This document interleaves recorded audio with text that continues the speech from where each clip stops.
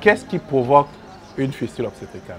Les filles qui sont mariées avant l'âge de 18 ans, elles n'ont pas encore un bassin assez développé pour pouvoir concevoir. Et cela est un facteur qui peut engendrer des fistules obstétricales. J'ai fait 3 jours avant d'accoucher. Donc, bon, c'est après les 3 jours que je suis couchée. Donc, j'ai vu qu'il y a l'eau qui coulait. Bon, en ce temps, je ne sais pas ce que ça veut dire. Donc, j'ai appelé la sage-femme pour dire, ah, il y a l'eau qui coule. Elle me dit peut-être que c'est la sonde qui est mal placée. Donc, ils ont enlevé la sonde et puis ils ont placé la sonde encore. Et ils ont parlé de fistule. En ce temps, moi, je ne sais pas ce qu'on appelle fistule puisque je n'ai jamais vu aussi. Donc, elle a découvert la maladie, franchement, ce n'était pas facile. Elle avait été rejetée par tout le monde. Et finalement, à cause de la honte, elle s'était confinée, elle est restée à la maison. Et tout ce qu'elle, même dans son commerce, les gens refusaient d'acheter ce qu'elle vend. Donc ça fait que finalement, elle ne se sentait plus en vie. Et elle s'est donc confinée chez elle à la maison. Elle ne s'approche de personne. Bonsoir mesdames et messieurs. Elles sont rejetées par la population, marginalisées. L'alternative pour certaines est malheureusement le suicide. Selon l'Organisation mondiale de la santé OMS, environ 2 à 3,5 millions de femmes souffrent de fistules d'origine obstétricale dans les pays en développement. En Côte d'Ivoire, la prise en charge demeure excessive dans le privé. Au moins 1 million de francs CFA à débourser pour espérer en guérir. Chose gratuite pour les cas simples dans les centres hospitaliers et régionaux et les hôpitaux généraux. Cela grâce au partenariat État de Côte d'Ivoire, Fonds des Nations Unies pour la population UNFPA et Agence coréenne de coopération internationale COICA. Gagnoa, Bouna et Mondoukou ont accueilli l'équipe de Notre Santé pour un passage en revue des cas de fistules d'origine obstétricale.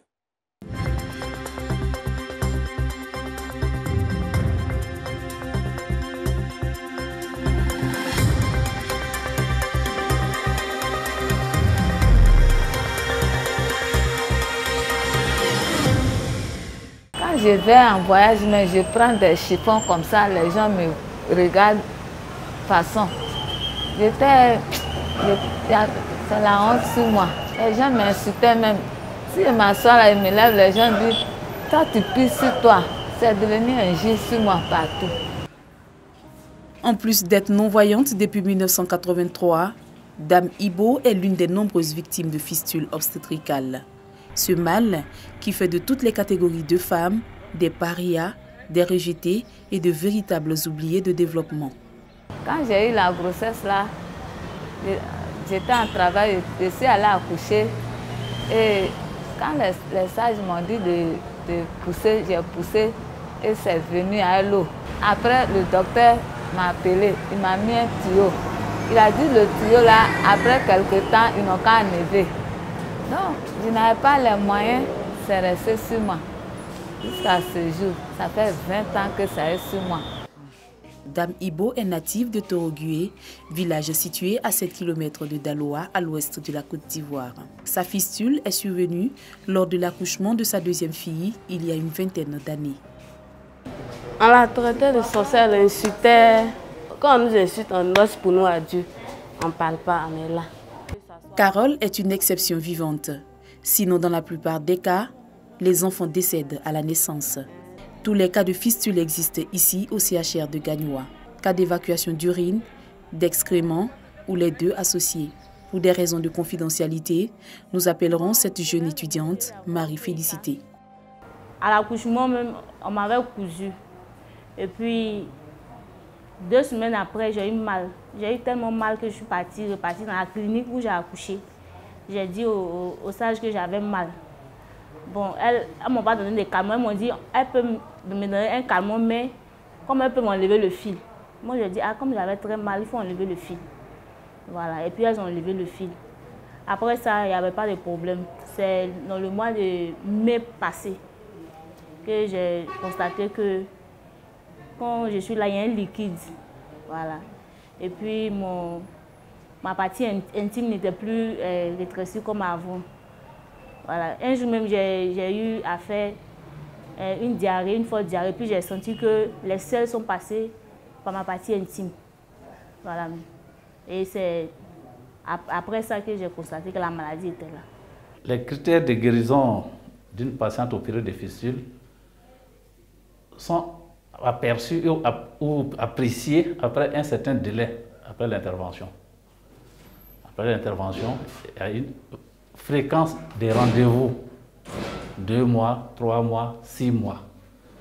Si au 6e mois, elle ne perd pas les urines, on peut faire un test au bleu pour confirmer que ça ne coule plus du tout. C'est à partir de cet instant qu'elle est considérée guérie. On a 8 jours d'intervention. Le dernier jour, on passe faire la visite des dames. On voit ce qui a marché, ce qui n'a pas marché. Ça, c'est de façon précoce. Donc, on laisse la charge à celui qui est le point focal de la structure. Mais généralement, on donne rendez-vous. On passe encore une visite pour voir si c'est bon. Mais on enlève quand même les sondes urinaires. On enlève les sondes urinaires. Si le résultat est bon, c'est OK. Si ce n'est pas bon aussi, on explique à la dame. Après 1 mois, et puis elles arrivent. Si ça marchait toujours, mais si ça n'a pas toujours marché, on peut donner rendez-vous à après 3 mois pour une reprise. Selon l'Organisation mondiale de la santé, environ 2 à 3,5 millions de femmes souffrent de cette infamie liée à la fistule d'origine obstétricale dans les pays en développement. 50 000 à 100 000 nouveaux cas surviennent chaque année. En Côte d'Ivoire, plus de 16 femmes meurent chaque jour de complications liées à la grossesse ou à l'accouchement. Preuve que la santé de la femme est fortement dégradée. Qu'est-ce qui provoque une fistule obstétricale? Vous avez les mariages d'enfants. Les filles qui sont mariées avant l'âge de 18 ans, elles n'ont pas encore un bassin assez développé pour pouvoir concevoir. Et cela est un facteur qui peut engendrer des fistules obstétricales. Ça, c'est le premier point. Le deuxième point, c'est les accouchements à domicile. Des accouchements qui sont assistés par des personnes non spécialisées, des personnes qui n'ont pas reçu une formation pour ce faire. Voyez-vous, l'État de Côte d'Ivoire a formé du personnel, des médecins, des sages-femmes, et elle a équipé les structures de santé afin que ceux-ci puissent assister les femmes enceintes dans l'épreuve de l'accouchement. Mais malheureusement, beaucoup d'entre elles encore accouchent au village dans des conditions vraiment peu propices à cet accouchement-là et elles sont sujettes à beaucoup de conséquences telles que les fistules obstétricales. Vous avez en 3e position l'excision. Cette excision qui est un acte barbare, criminel, mais qui malheureusement, au XXIe siècle ici actuellement, continue encore dans certaines contrées de nos villes, de nos villages, de notre pays. Et cela engendre pas mal de difficultés pour ces femmes-là qui doivent accoucher dans des conditions qui ne sont pas propices. Sachez aussi qu'au village, parfois, on vous fait boire plein de mixtures, soi-disant pour favoriser l'accouchement. Mais tout cela a pour conséquence, au contraire, au lieu de le favoriser, de le compliquer, de le faire durer. Et tous ces facteurs mis ensemble vont provoquer des fistules obstétricales. Les types de fistules, vous avez les fistules dues à une communication entre la vessie et le vagin. Dans ce cadre-là, c'est la femme qui va perdre les urines en continu. Mais vous pouvez aussi avoir une communication, c'est-à-dire un trou entre le rectum et le vagin. Là, nous aurons des pertes de selles. Elle va perdre les selles par le vagin. Et puis, bien sûr, il y a le dernier type qui est encore plus grave. C'est une association de fistules vésico-vaginales et de recto-vaginales. Donc, cette femme sera souillée et par les urines et par les selles. Les Africains n'aiment pas les maladies à longue durée. Au début, tout le monde est là. Au cours d'1 ou 2 ans, les mêmes cèdent au découragement. Elle était rejetée, on est seuls, nous deux, dans une grande maison. On n'a personne, on est là. Maintenant, on est allé à l'hôpital. On nous a dit qu'on n'a qu'à venir ici pour opérer ça gratuitement. Sans soutien, les conséquences sont fâcheuses. Les victimes de fistules ne peuvent pas aller au marché, elles s'enfuient. Il y a même des cas de suicide. À Bouna, une vingtaine de cas a été détecté cette année. 13 ont subi des interventions chirurgicales. Les cas graves se règlent à l'occasion d'opérations menées par l'UNFPA. Une coopération s'est instaurée entre médecins pour les cas compliqués. L'UNFPA a commencé la prise en charge des fistules obstétricales en 2007.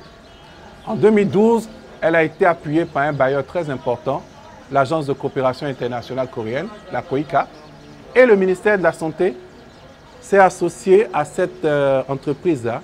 Donc ce sont ces trois entités qui ont mis en place le projet Fistule.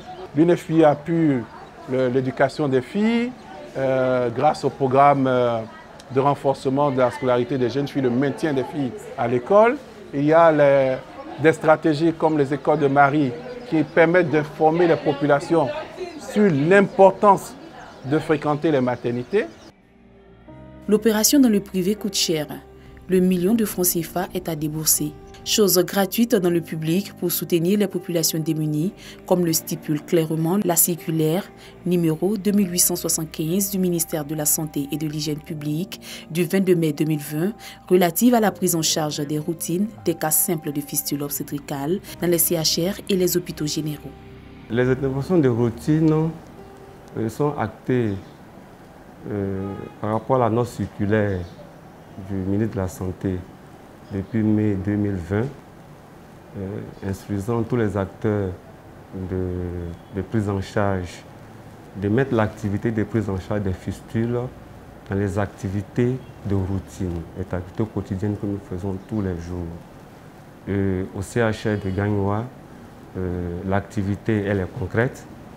Cette année même, nous avons pu prendre des malades porteuses de fistules en charge, une dizaine, et le résultat est vraiment probant. Nos gynécologues ont bénéficié, grâce à l'appui de nos partenaires traditionnels, l'UNFPA et la COICA, ont bénéficié de formations. Donc on estime qu'aujourd'hui, ils sont à même de prendre en charge les cas simples. Par le passé, d'abord, c'est des dames qui vivaient cachées, qui étaient exclues de la communauté.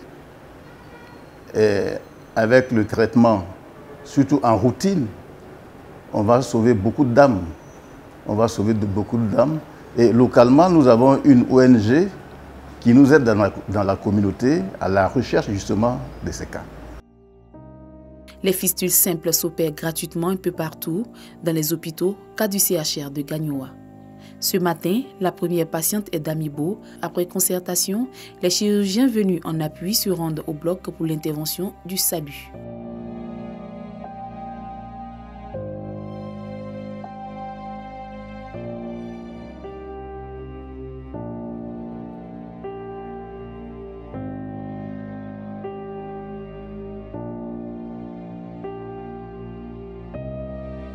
La patiente les précède pour les préparatifs d'avant-intervention.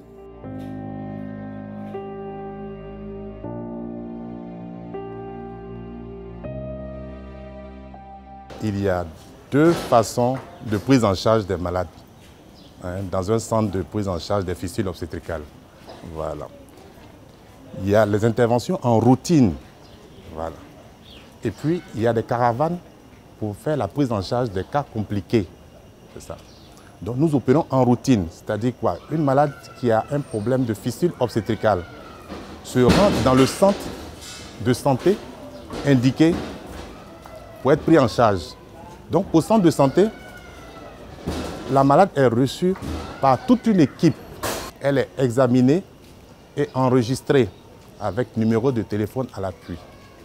Et après, la malade est programmée pour être opérée. Ça, c'est l'intervention en routine, ce que nous faisons régulièrement ici dans notre centre. Maintenant, il y a les caravanes. Là, ce sont les cas que nous n'avons pas pu opérer en routine.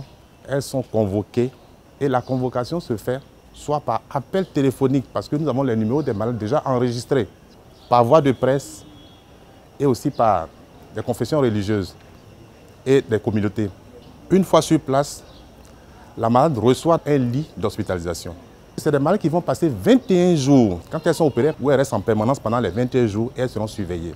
Comment se fait la prise en charge? La malade d'abord est préparée, elle est examinée et puis programmée. Une fois qu'elle est programmée, la veille de l'intervention, elle est informée qu'elle va passer en intervention. Et il y a une préparation spéciale. Elle doit se laver, on doit raser et vider son rectum. C'est un lavement. Le lendemain de l'intervention, elle est prise en charge par l'équipe d'anesthésie qui va prendre une voie veineuse et la préparer pour l'anesthésie. L'anesthésie utilisée, c'est la rachianesthésie. C'est-à-dire quoi? Je crois que vous avez vu, on fait une piqûre juste dans le dos de la patiente pendant qu'elle est assise et elle ne sent plus tout ce qui est en bas. Au niveau pelvien jusqu'au niveau des pieds, elle ne sent pas. Et on peut l'opérer tranquillement et causer avec elle. L'intervention est pratiquée par des chirurgiens. Et après l'intervention, la dame rejoint sa salle d'hospitalisation où elle est surveillée en permanence par une équipe d'infirmiers et de sages-femmes jusqu'à ce que le bloc chirurgical soit levé parce qu'elle ne sent plus ses jambes. Ça va mettre du temps, 3 heures, 6 heures au maximum. Et puis elle peut trouver l'usage de ses jambes. Voilà. En ce moment, la dame reste en hospitalisation et en surveillance pendant 21 jours avec une sonde urinaire. Et c'est au bout de 21 jours que la sonde urinaire est retirée et la malade regagne son foyer et elle est convoquée 1 mois de temps après. En plus des opérations de routine, il y a des caravanes. Les malades reçoivent les informations par les leaders religieux et les ONG. Ce sont des femmes qui ont vécu un calvaire par rapport à ce mal. Et même il y a eu d'autres qui ont failli se suicider. Donc dans nos visites, on a essayé d'échanger avec ces femmes, de parler un peu de leur histoire et pour leur donner à notre niveau l'espérance, l'espoir que l'opération qui est en train de se faire va leur donner un nouveau statut. Dans nos différents prêches, on a sensibilisé la population sur les dangers que représentait cette maladie et également à travers la radio locale où nous avons lancé un message pour inviter toutes les femmes malades à venir se faire soigner.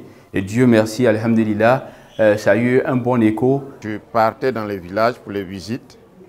J'en parle en chair d'abord, parce qu'au moment des annonces communautaires, j'en parle et je dis au moment qu'il y a une maladie, certainement que personne n'en parle, mais c'est vécu, comme nous le disons, in pectore, c'est-à-dire dans le fond de que chacun souffre de cette situation. Et donc, j'ai eu quand même une première qui est venue, et c'est après son opération que les autres ont commencé à se manifester. Je crois qu'on avait détecté 5 à 6 personnes qui étaient dans ce cas-là.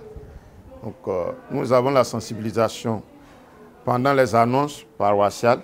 Et quand je vais dans les visites en famille, j'essaie d'approcher les mamans surtout pour leur en parler. C'est comme ça que nous procédons. L'intervention a connu un succès, cela en 18 minutes. Il s'agit d'une patiente de 60 ans qui a développé sa fistule au décours d'un accouchement qui a été mal suivi et qui a sa fistule depuis 20 ans. Au cours de l'intervention, il s'agit d'un type 1, un cas banal, assez simple, qui aurait pu être traité depuis fort longtemps. Malheureusement, par manque d'informations, elle ne savait pas qu'il y avait des possibilités opératoires. Alors que le Fonds des Nations Unies, en partenariat avec la COICA et le ministère, développe, et ce depuis 2007, un programme de prise en charge des fistules obstétricales. Et donc, je pense que peut-être que l'information n'est pas passée à son niveau, mais aujourd'hui, elle a été opérée. Et l'opération s'est passée de façon simple, bien, et nous pensons, mes collègues et moi, qu'elle a un pourcentage de taux de réussite que nous évaluons à au moins 75%. Le suivi post-opératoire est une étape décisive dans le processus de guérison. On lui donne des informations supplémentaires. Si c'est une jeune dame en âge de procréer, on lui dit si jamais vous prenez une grossesse, il faudra forcément présenter notre fiche de sortie à la maternité où vous allez prendre votre carnet. Et l'accouchement se fera par césarienne. Après la sortie de la dame, à partir de J1, elle peut commencer à s'alimenter. On voit l'état des urines, puisqu'elle boit assez d'eau, 4 à 5 litres d'eau par jour. Donc les urines doivent être claires. Lorsque les urines ne sont pas claires, on se rend compte qu'elle ne boit pas assez d'eau. Il faut qu'elle boive assez d'eau pour que la vessie soit bien irriguée, bien lavée, pour éviter à ce que les points lâchent. Les malades ne sont pas seuls en salle d'hospitalisation. Elles sont soutenues par les associations féminines, les ONG et les religieux. Objectif, prier et sensibiliser les convalescentes afin que celles-ci servent également de relais auprès des autres femmes et de la communauté. Des actions qui portent parce qu'elles permettent à toute malade de se faire connaître afin qu'elle se fasse opérer. Étant donné que c'est une maladie qui est dite la maladie de la honte, nos dames se cachent beaucoup. Donc il va falloir faire assez de plaidoyer, expliquer les différentes causes de la maladie à nos populations données, afin de lever tout équivoque et ainsi que les différents préjugés. Parce que lorsque nous partons dans la communauté, le savoir populaire nous dit comme cela que c'est parce que la femme aurait trompé son mari, elle a eu un sort. Or les causes ne sont pas ça. Donc c'est à la suite de longs échanges en expliquant les causes de la maladie. Là maintenant ils sont disposés à ce qu'on puisse les référer au CHR pour la prise en charge totale. Nous les sensibilisons afin qu'elles comprennent qu'une femme qui a la fistule a dû être excisée depuis le bas âge, c'est-à-dire depuis le début de l'adolescence, ou soit la femme qui est enceinte et qui n'est pas vite venue à la consultation prénatale, elle n'a pas fait d'échographie, rien, et puis bon, comme ça, à l'accouchement, c'est ce jour-là qu'elle vient à l'hôpital, ou bien soit elle va accoucher chez une matrone. Les complications peuvent arriver, ça va envoyer des fistules aussi. Et surtout pour celles qui se cachent, qui ont honte, qui sont huillées, qui sont humiliées, stigmatisées, les emmener, les encourager à venir voir le docteur ici à l'hôpital, parce qu'actuellement le COICA a fait venir déjà les moyens pour faire opérer ces femmes-là. Et c'est gratuit. Grâce au partenariat État de Côte d'Ivoire, Fonds des Nations Unies pour le développement UNFPA et Agence coréenne de coopération internationale COICA, des investissements ont été réalisés dans les hôpitaux. Fruit de cette coopération, la construction et l'équipement du bloc opératoire de l'hôpital général de Bouna.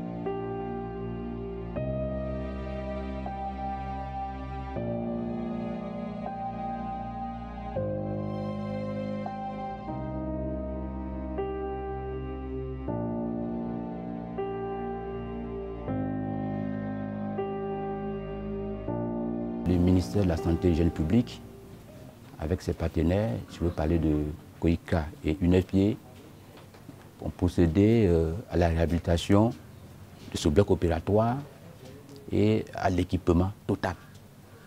Donc ce bloc opératoire dispose de 2 salles opératoires totalement équipées, fonctionnelles. Avec ça, nous arrivons à prendre en charge les cas de chirurgie parce qu'avant cette réhabilitation, les dames étaient, on peut évacuer les dames au CHR de Bondoukou. Et depuis que le bloc est fonctionnel, les dames ne sont plus évacuées. La prise en charge des cas de fistules se fait ici. Et les cas de césarienne aussi, se font ici. Et tout ça pour le bonheur de la population. COICA aussi nous a offert un bâtiment d'une capacité de 12 lits, ce qui nous a permis d'augmenter notre capacité d'accueil. Et après l'intervention chirurgicale des cas de fistules, c'est effectivement dans ces salles-là que les dames sont hospitalisées pour le suivi post-opératoire. La fistule, ce mal pernicieux, est parfois traîné pendant 20 voire 40 ans. Une souffrance physique et psychologique chez les malades. Des malades chez qui l'intervention peut connaître un échec, mais il n'y a pas lieu de s'alarmer. La fistule obstétricale peut survenir à tout âge, mais comme on dit, c'est une fistule obstétricale, c'est une femme qui a quand même atteint un âge où elle peut procréer, c'est-à-dire parce que c'est au décours d'une grossesse, au décours d'un accouchement. Mais il faut savoir que le vécu de ces femmes diffère d'une à l'autre. Il y a certaines qui sont supportées par leur conjoint, par leur famille, mais la plupart sont abandonnées. Nous avons des cas de femmes qui ont vécu 47 ans avec leur fistule obstétricale, mais ce n'est pas manque d'informations qu'elles font de longue durée comme ça avec leur fistule obstétricale. Mieux, les victimes de la fistule d'origine obstétricale ont été installées. Elles mènent des activités génératrices de revenus. Elle a reçu des sacs de riz à vendre. Et aujourd'hui, elle fait son commerce de riz. Ça marche. Elle remercie Koïka, elle remercie l'UNFPA et puis le gouvernement de Côte d'Ivoire à travers le ministère de la Santé. Partout où elle passe aujourd'hui, elle dit que cette maladie peut être guérie. Et après ça, on t'aide à pouvoir faire une activité de génération de revenus. Donc aujourd'hui, elle est très contente parce qu'elle-même, aujourd'hui, ça l'a libérée et puis elle est libérée dans la tête également.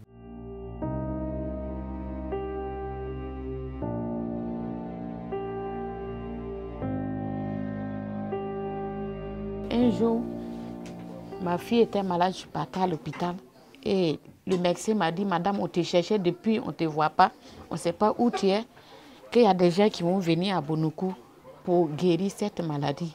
Il dit, docteur, c'est bon, que je ne fais plus. Il dit, mais tu es encore jeune. Il dit, non, mais c'est bon, je vais rester comme ça. Il dit, mais si après tu es quelqu'un qui veut te marier, que tu es gâté. Il dit, mais ils ont fait, ça n'a pas réussi. Il dit, il faut partir. Et je suis venue à Bonoukou et ils ont fait l'opération. En tout cas, ça s'est bien passé. Ils n'ont pas pris 5 francs. J'ai fait 2 mois à l'hôpital. Bon, après, on nous a libérés, je suis partie. Quand je suis partie, mon homme veut revenir. J'ai dit non, que ça, c'est fini. Il dit, il va payer les dépenses. Il dit non, il n'a rien à payer. Comme on a eu 2 enfants ensemble, il n'a qu'à s'occuper de tes enfants. J'ai ma soeur ici, elle est institutrice. Elle m'a dit, comme, il faut venir chez moi. Donc je suis venue. Elle m'a dit, il faut aller prendre ta machine pour venir. Même si c'est le vendredi, tu déposes au marché, tu vas gagner 5 francs pour manger. Et quand je suis venue, Dieu m'a fait grâce. J'ai vu un magasin et je suis restée dedans. En tout cas, je n'ai pas regretté. Aujourd'hui, ça va chez moi. En tout cas, il y a eu quelqu'un même qui veut de moi encore même. Je suis devenue. En tout cas, quand les gens me voient, ils me disent, il faut me montrer ton secret. Il dit, je n'ai pas de secret. Que c'est Dieu qui a fait ça. Quand ils ont fait l'opération finie, ils ont donné pain, serviette, sac. En tout cas, ce sont eux qui m'ont aidé et puis je me suis installée. J'ai rentré en brousse pour payer bissap et puis pistache. Ils donnent ça en gros aux femmes. Je vais dire que si elles ont ça, il ne faut pas qu'elles vont cacher ça dans les pains. Ce n'est pas ça qui est la solution. Elles n'ont qu'à aller à l'hôpital au CHR de Bonoukou pour aller expliquer les problèmes. En tout cas, il y a solution. Si moi j'ai eu solution, c'est que pour eux aussi, il y a solution dessus. Quand j'ai pris grossesse là, bon, ça a bien pris grossesse là, puis je suis venue au village. Quand je suis venue au village, bon, quand la vente là a commencé, je n'ai pas allé à l'hôpital. Grossesse, ça n'était pas arrivé. Maintenant, elle a écrasé le médicament pour me donner. Puis c'est ça, dans ça, il a accouché. Et puis c'est pas à l'hôpital, c'est à la maison. J'ai accouché un vendredi. Il ne m'a pas envoyé jusqu'à mercredi. Au moment qu'on venait à l'hôpital, je ne peux pas marcher. Tous mes pieds là me font mal. Et puis aussi, quand je vais pisser là, je ne sens pas ça trop. Donc je suis venue à l'hôpital. Comme il a accouché, et puis l'enfant n'est pas resté. Il m'a pu l'appeler, moi aussi il a pu l'appeler. Quand tu as une maladie là, qui va t'approcher? Souvent même tu es là, même les gens parlent de toi. Ça, c'est moi, je ne peux pas parler. Mais aujourd'hui, grâce à Dieu, ça va, il n'y a pas de problème. Maintenant, ça va. 263 malades ont été opérés à Gagnoua. La fistule ne s'enseigne dans aucune faculté de médecine. Les différents chirurgiens suivent la formation continue pour mieux se perfectionner. Le programme de lutte contre la fistule étant mondial, la coopération Sud-Sud dans le cadre des interventions pour les cas de complications vient améliorer les résultats jusque-là obtenus par les acteurs. Population et époux sont appelés à changer de mentalité. Il s'agit finalement d'améliorer les conditions de travail et initier des programmes pour maintenir les filles à l'abri des grossesses précoces. La fistule étant une pathologie causée, entre autres, par les complications liées aux accouchements difficiles. Il faut aussi saluer l'appui des leaders religieux qui sensibilisent et mobilisent, mais aussi le partenariat ministère de la Santé et de l'Hygiène publique, Fonds des Nations Unies pour la population UNFPA et Agence coréenne de coopération internationale KOICA. Ce partenariat permet d'accompagner les survivantes de fistules obstétricales à travers le financement de divers projets. Objectif, permettre leur épanouissement social.